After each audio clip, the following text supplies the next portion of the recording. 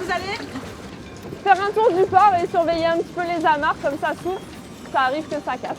Embarquement avec Clémentine, agent portuaire aux Zambiers. Aujourd'hui, c'est jour de Mistral et il faut surveiller les amarres en l'absence des propriétaires de bateaux. Clémentine pour le bureau. Oui, Patrick, j'écoute. Peux-tu vérifier les amarres de Garçon 5, s'il te plaît? Tous les matins, Clémentine fait le tour du port pour un pointage des embarcations. Ici, 750 anneaux et il faut faire payer l'emplacement pour chaque nuit. Bonjour. En été, l'équipe de la capitainerie embauche 10 personnes et pour cause, en moyenne 140 bateaux arrivent de l'extérieur, voire plus lorsqu'il y a tempête. C'est un afflux de bateaux qui viennent se réfugier, des bateaux qu'on ne peut pas toujours placer là où ils veulent et c'est très compliqué à gérer. Des manœuvres un petit peu sous tension. Pour son hélice, il y a quelque chose à faire dessus ou pas?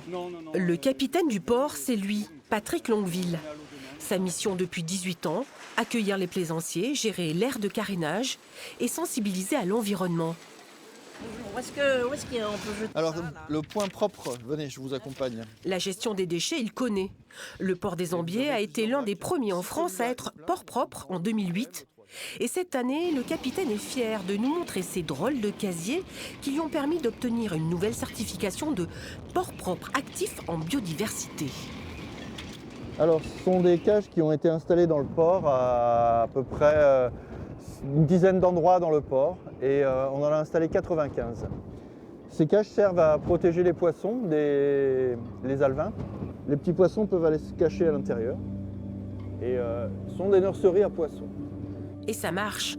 En un an, les petits poissons reviennent.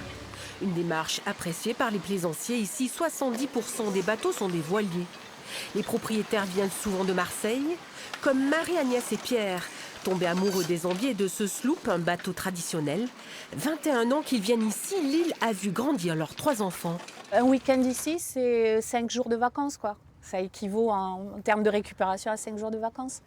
On se couche avec les poules, on n'a pas de télé, on n'a pas d'ordinateur. Et c'est génial. Ceux qui vivent à l'année se comptent sur les doigts d'une main. André habite depuis 15 ans sur son bateau. Pour lui, c'est le paradis. On n'a plus de problèmes de panique, plus de problèmes de pollution. Nous n'avons plus de problèmes. On est sur une île, on est au paradis. Vive les Zambiers! Il est temps de quitter leur paradis. La dernière navette arrive. Il faut embarquer à bord de l'un des navires. Ils appartiennent au groupe de Paul Ricard. L'homme a décidément tout prévu et tout inventé sur cette île.